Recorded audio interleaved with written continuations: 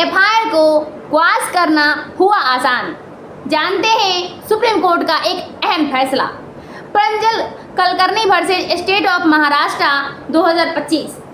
आप एफआईआर को क्वाश करवाना चाहते हैं, एफआईआर से नाम को हटवाना चाहते हैं, चार्जशीट को क्वाश करवाना चाहते हैं, कॉग्निजेंस मजिस्ट्रेट ने ले लिया तो आप क्वाश करवाना चाहते हैं, तो क्या करें? आप हाई कोर्ट जाते हैं, आर्टिकल 226 के तहत रिट फाइल करते हैं, लेकिन वो मेंटेनेबल नहीं होता है, तो फिर क्या करें? यदि आप जानना चाहते हैं तो इस वीडियो को पूरा देखिए और लाइक करिए मेरे दोस्तों, और सब्सक्राइब करना मत भूलिए। आप यदि एक लेमैन हैं, आप यदि एक लॉ स्टूडेंट हैं, यदि आप लॉयर हैं, तो ये जजमेंट जो है ना बहुत ही इम्पोर्टेंट है, क्योंकि आप आए दिन देख रहे हैं कि किसी के नाम से भाभी एफआईआर कर दे रही है, जो ननद घर में रहती नहीं है, जो ससुराल में रहती है, उसके नाम से गलत नामों से फंसा दिया जा रहा है। तो भाई उसका एफआईआर कैसे क्वाश कराए? कोई पड़ोसी जो है देख रहा है कि ये स्टूडेंट पढ़ने में बहुत तेज है, इसके माता पिता से दुश्मनी है, चलो इसका बदला लिया जाए, इसके नाम से एफआईआर कर दिया जाए। कोई और पड़ोसी हैं जो आपके नाम से एफआईआर कर दिए हैं, तो फिर ये प्रॉब्लम जो आए दिन हो रहा है। कोई लड़की जो है किसी लड़की के नाम से एफआईआर कर देती है, यदि फ्रेंडशिप होता है, आगे रिलेशनशिप नहीं चल पाते हैं, चलते अरे रुको तुम्हारे नाम से हम एफआईआर कर देते हैं। एफआईआर जब हो जाती है तो भाई एफआईआर को क्वाश कैसे करवाएं? एफआईआर को क्वाश करने के लिए सुप्रीम कोर्ट ने एक इम्पॉर्टेंट जजमेंट दिए हैं, जो कि Pranjal Kulkarni versus state of Maharashtra 2025 में 3 सितंबर 2025 को दिया गया है। ये जजमेंट किस बेस पे दिया गया? ये मुंबई हाई कोर्ट में Neelu Singh versus state of UP का एक केस था। इस केस में हुआ क्या, जो ये नीलू सिंह जी जो हैं, इन्होंने एफआईआर को क्वाश करवाने गए। इस एफआईआर में हुआ ये था कि मजिस्ट्रेट ने कॉग्निजेंस ले रखे थे, और पहले तो आर्टिकल 226 के तहत इन्होंने एफआईआर को क्वाश करवाने गए तो क्वाश नहीं हुआ, क्योंकि आर्टिकल 226 के तहत कॉग्निजेंस के बाद मेंटेनेबल नहीं होता है एफआईआर क्वाशिंग।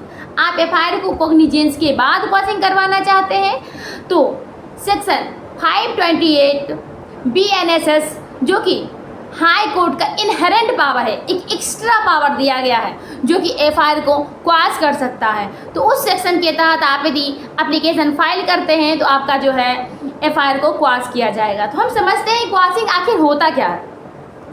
क्वाशिंग जो होता है कि आपका जो नाम एफआईआर में रजिस्टर्ड किया गया है, आपका नाम जो एफआईआर में लिखा गया, उस एफआईआर को ही क्वाश कर देना, उस रजिस्टर से आपके नाम को हटा देना।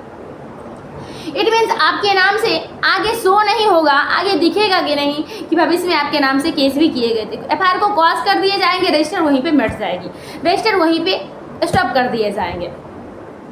तो बेसिकली होता ये है कि मैं बताने जा रही हूँ कब मेंटेनेबल होता है एफआईआर क्वाशिंग और कब मेंटेनेबल नहीं होता है।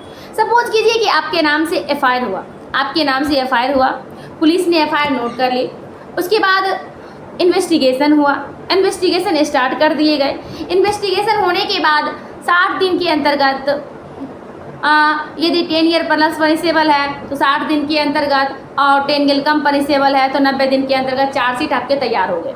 चार्जशीट तैयार होने के बाद मजिस्ट्रेट के सामने पुलिस ने वो चार्जशीट पेश की। मजिस्ट्रेट ने अपना माइंड अप्लाई किया और उस पर कॉग्निजेंस ले लिया। कॉग्निजेंस ले लेने के बाद क्या हुआ, आपको लग रहा है कि नहीं मजिस्ट्रेट मेरे अकॉर्डिंग जो मैं एविडेंस दिया हूँ, मैं इस एफआईआर में ऐड नहीं होना चाहिए, मेरा नाम गलत तरीके से ऐड किया गया है, मैं एफआईआर को क्वाश करना चाहता हूँ। मजिस्ट्रेट ने कॉग्निजेंस ले लिया, अब क्या किया जाए?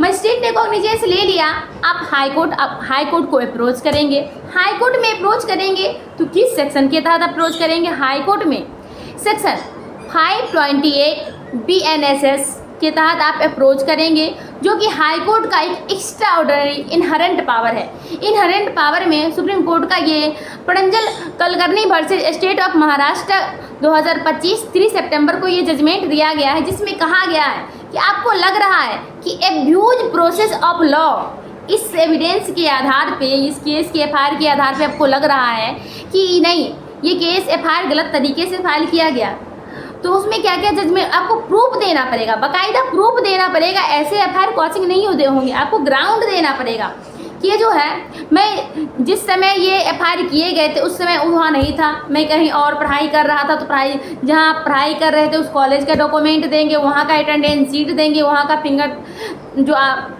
अभी करेंट सिचुएशन में तो हर एक कॉलेज में बायोमेट्रिक का होते जा रहा है, तो बायोमेट्रिक का जो है कैमरा देंगे, वो सारा फोटोज आप देते हैं। हाई कोर्ट को रिलायबल होता है कि नहीं भाई ये उस FIR में नहीं वहाँ प्रेजेंट होगा, ये क्राइम नहीं किया होगा, तो आपकी FIR को सेक्शन 528 BNSS के तहत क्वाश कर दिए जाएंगे।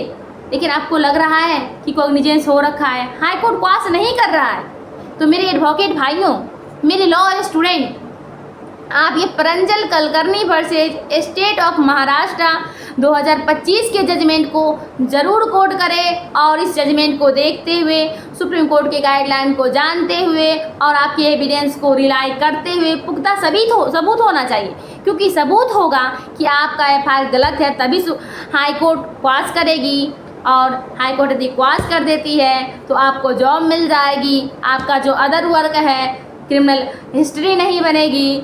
आपको ये लगता है कि ये वीडियो आपको अच्छा लगा, इसको लाइक सब्सक्राइब जरूर करिए। Thank you for today. जय हिंद ऑल ऑफ यू।